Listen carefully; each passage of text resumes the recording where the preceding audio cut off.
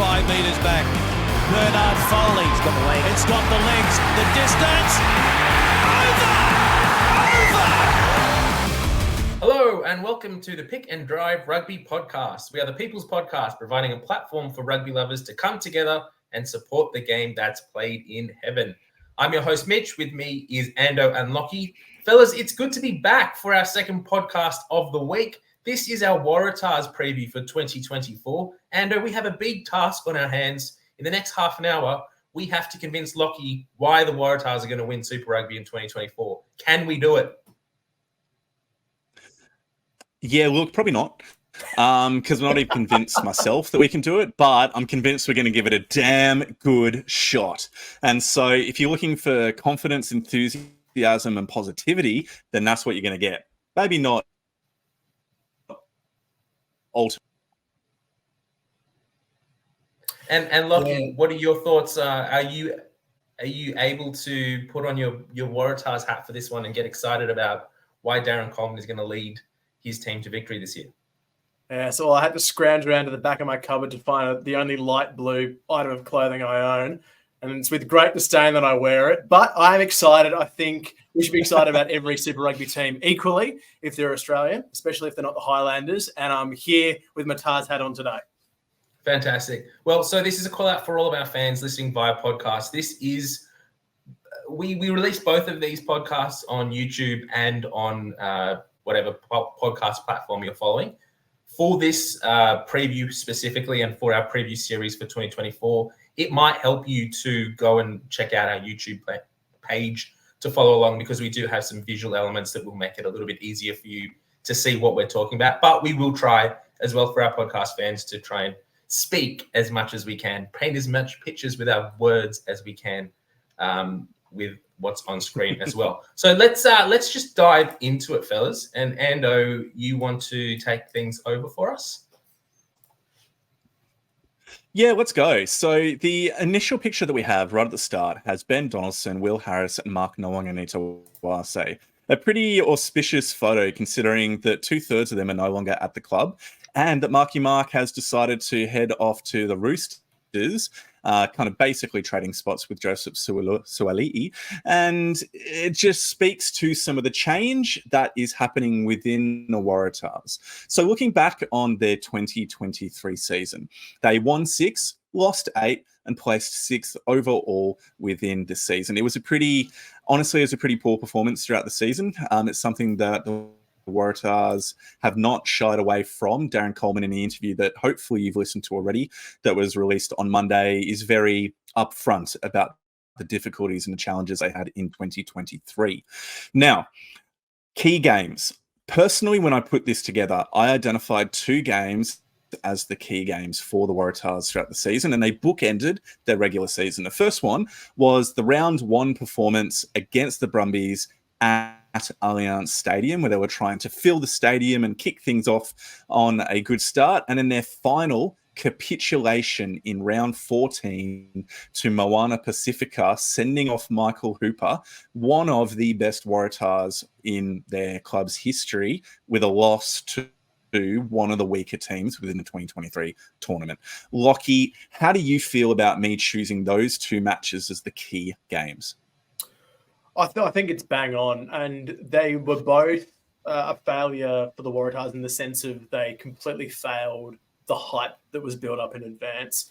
We've talked about round 1, so I won't hype on it too much, but obviously massive amounts of chat going in. Who is the self-titled Aussie top dog? Heading into that, the Brumbies come to an Allianz and they get the Chockies. Round 14, sending off arguably your greatest Waratah. Would have to say, given he is the skipper for one of their biggest titles and is a leader in that team, and falling to Moana and not even getting the bonus point at the end in front of it was a bit of a limp finish. So it wraps up a lot of that 2023 season. But there were good performances. I'll let you take them through, but there's enough light there to see if we can shine away from the dark of 2023. Yep. Yeah, the second half of the season did have some good performances and good moments in it. But interestingly enough, after the round 1 loss to the Brumbies, there was a really good match against the Drua, 17-46, well, 46-17. I should say, and it was actually away as well. And so, Mitch, when we consider what has been written about the Tars, that they kind of capitulated in the first part of the season, this second round performance may well have been their best of the season. What does that do for that story of the Waratahs being poor at the start? Yeah, I think Darren Coleman sort of touched on it in our interviews. And if you haven't listened to that yet, go back and do listen to that earlier in the pod feed.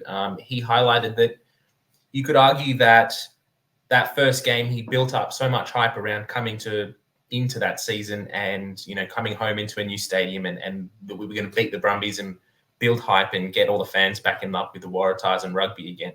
That didn't eventuate. Whether that loss ended up reflecting the first opening 4 or 5 weeks of Super Rugby for the Waratahs or not, he wasn't too sure whether you could argue either way whether that loss did ultimately end up affecting them and becoming this mental thing. But the highlight he did say was that they did go down to Super Round and they did put that convincing victory over Fiji Drua, who we did see throughout 2023 built into their season and got some pretty big scalps later on. So that's a pretty big performance for them.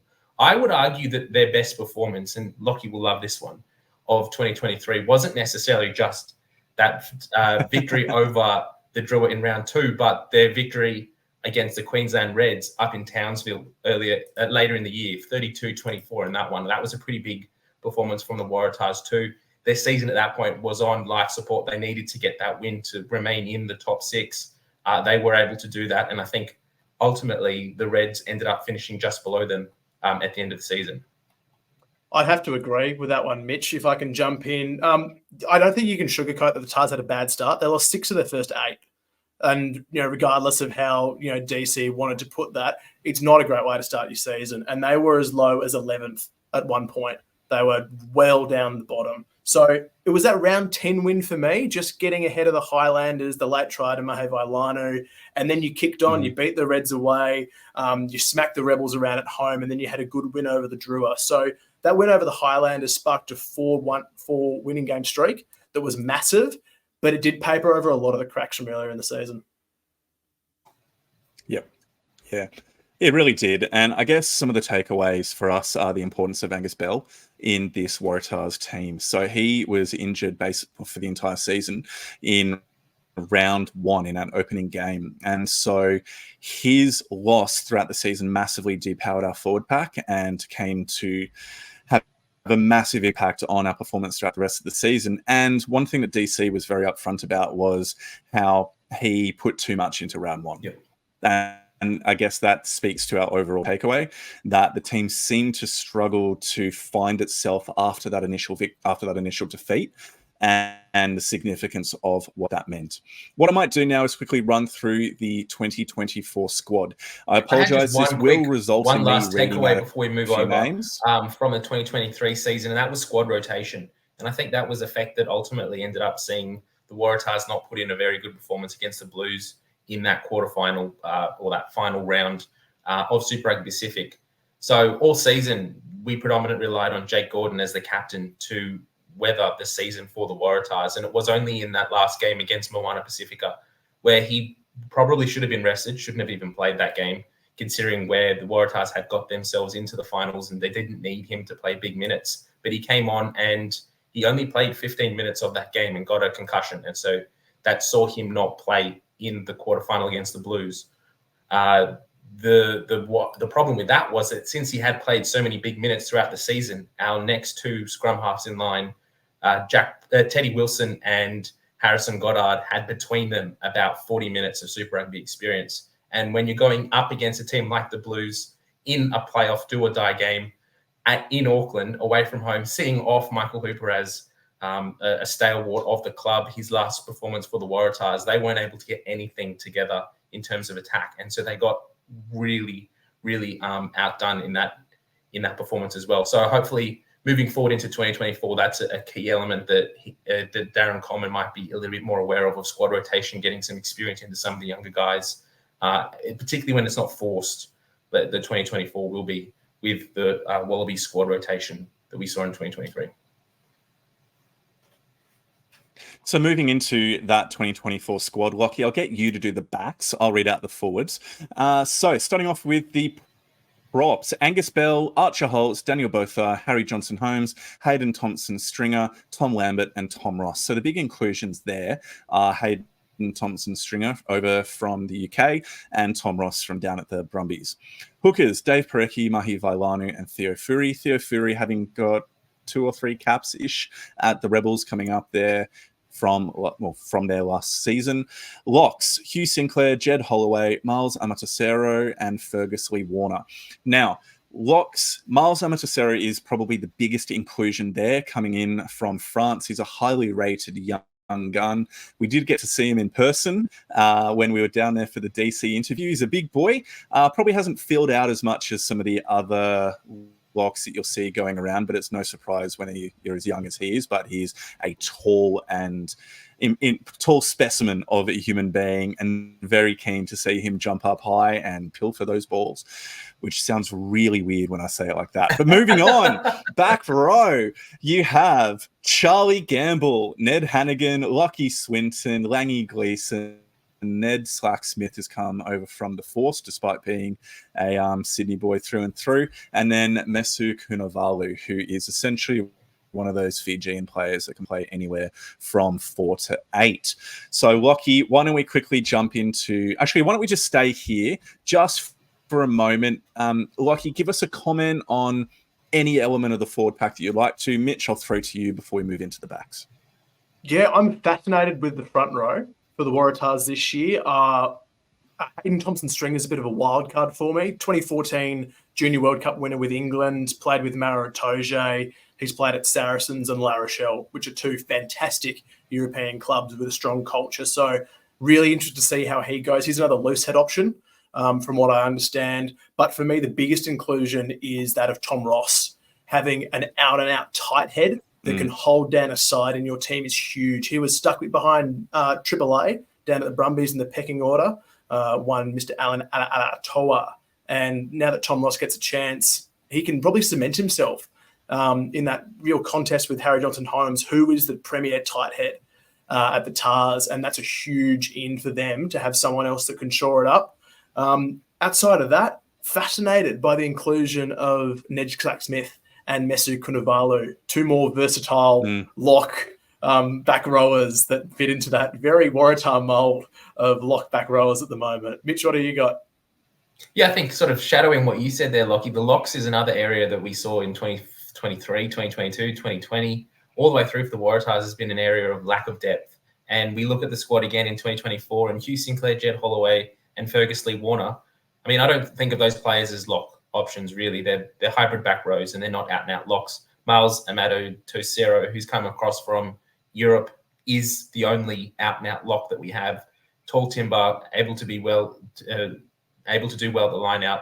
We have seen Jed Holloway and somewhat Ned Hannigan last year sort of shift into that second row and be that versatile option, but we don't really have the talent and the caliber of some of the other Super Rugby teams at lock. So if we do take 1 or 2 injuries there, I think we will struggle. One thing I am looking forward to, though, is the props. We saw last year that when Angus Bell did go down in round 1, that not only threw out my fantasy team for the year, but also threw out our hopes at having a stable scrum with a lot of backup throughout the rest of the season for the Waratahs. And so bringing in Tom Ross and Hayden Thompson-Stringer just goes that little bit further of backing up Archer Holtz and Daniel Botha, who are good up-and-coming Aussie props, but they're just not quite at that super level to be able to come up against the Kiwi packs and really hold their own. So if we do have injuries to either Angus Bell or Harry Johnson-Holmes, it's nice and refreshing to know that we have some bit more experienced players to come in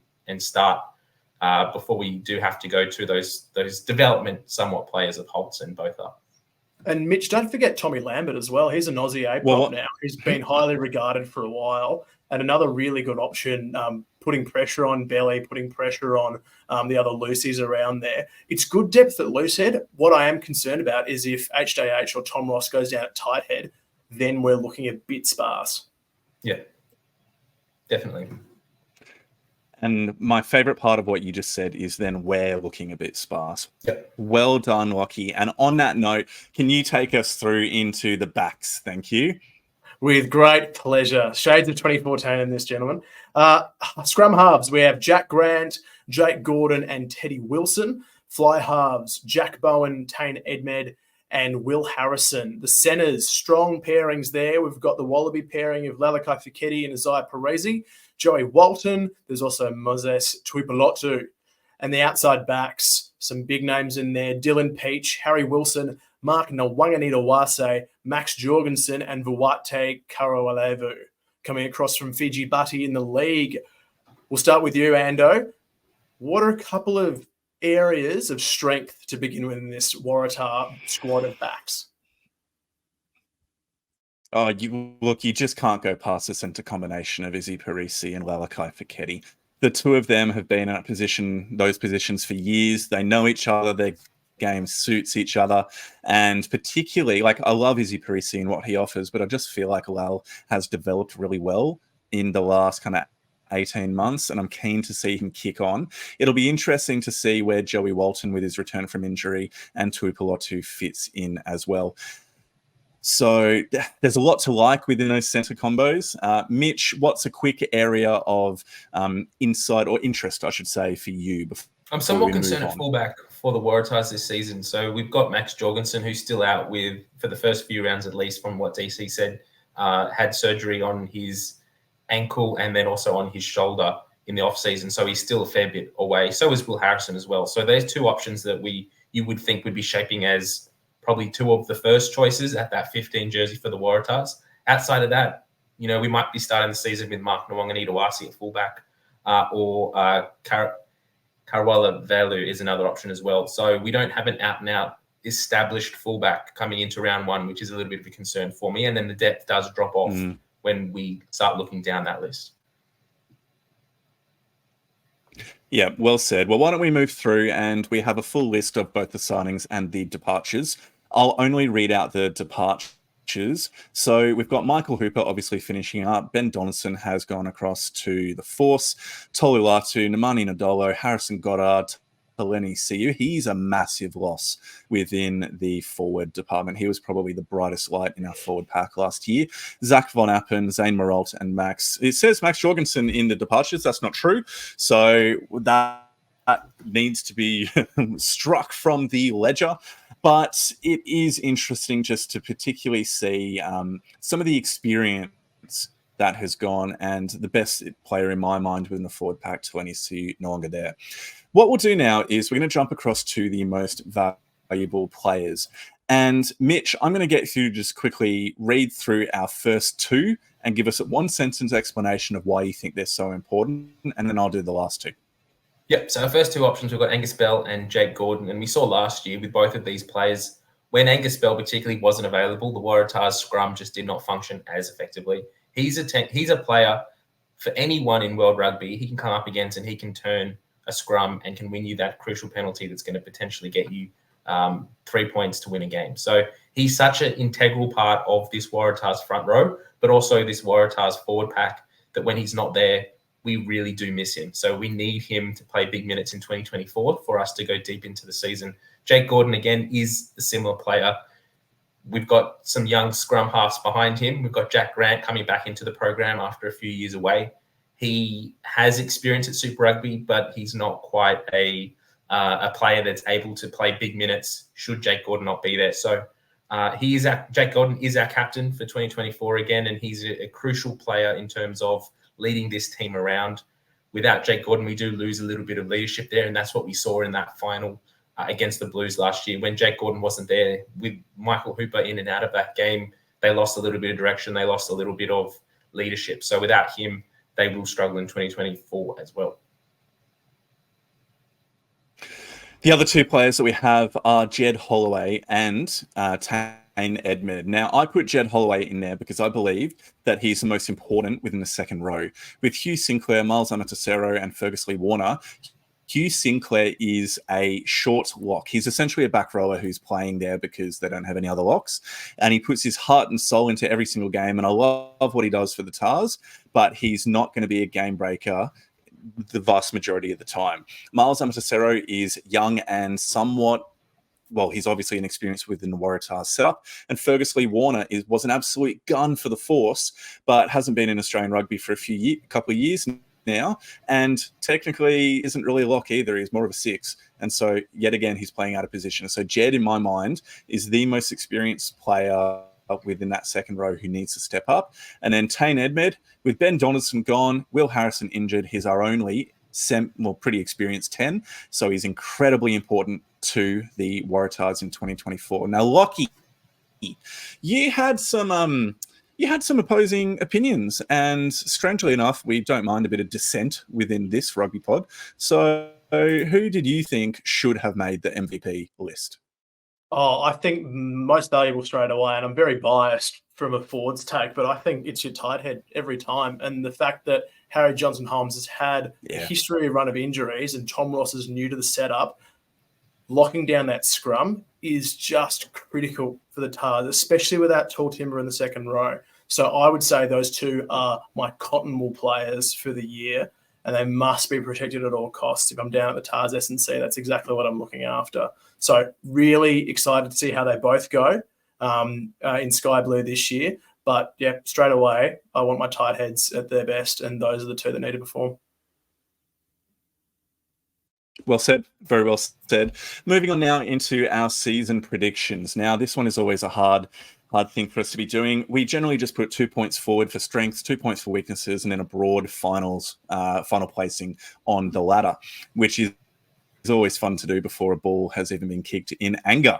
So, strengths. We believe that the Waratahs have one of the kind of best rosters in terms of loose forwards. They have a lot of really, really quality players. I'm particularly looking forward to Charlie Gamble stepping up and getting an opposition to have a full season run at number 7 without having to swap to 6 or 8 because of Michael Hooper's presence. So that's an area of strength. Also, compared to 2022, we've already spoken about this, the improved experience within our front row stocks. I don't think, as Lachie pointed out, we have everything solved from a squad depth perspective there, but it's better than it was last year. And we're in a better situation if someone such as Angus Bell were to go down. Weaknesses, second row / locks. Again, we only have one actual lock within the team. The other 3 are hybrids. They're back rowers who are filling in as locks.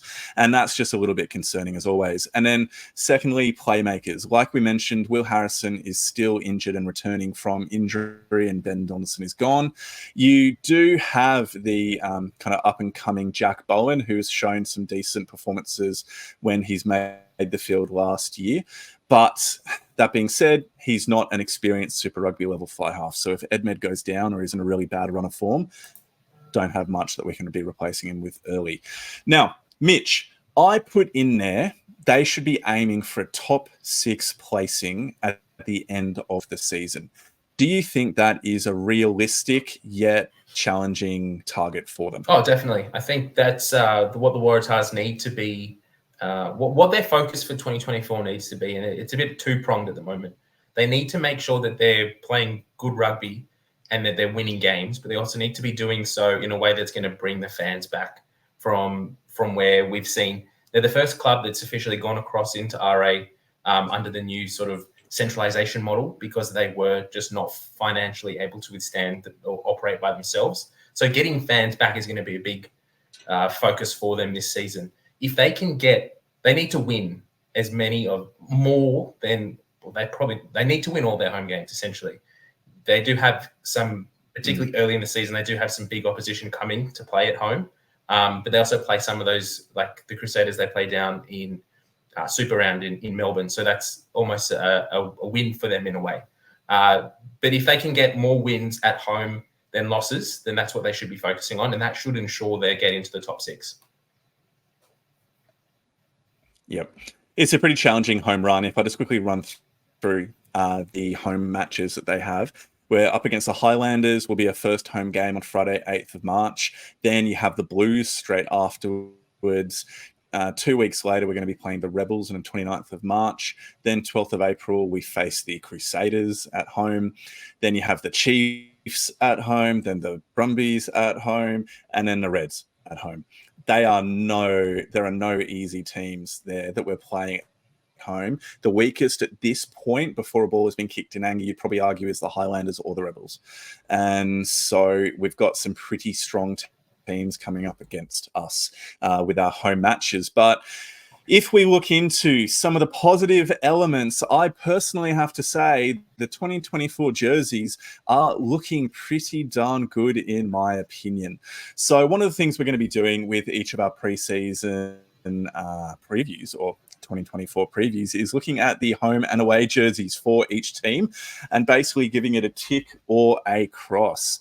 And for me, particularly the away jersey with the Indigenous design embedded into it is a massive tick. Absolutely love it. Lachie, give me some thoughts on this. Give me some thoughts on where you think these jerseys fit within your hot or not scale of rating. Oh, they're both hot. There's no denying they're both hot. I'm a sucker for a collar. I would have loved to see a blue traditional style collar on the Indigenous white jersey, but that's just me being picky. They are both good-looking kits. I've got to quickly flick back to your season draw, though. I think you're crying a bit hard when you've only got one away game against New Zealand team for the entire regular season.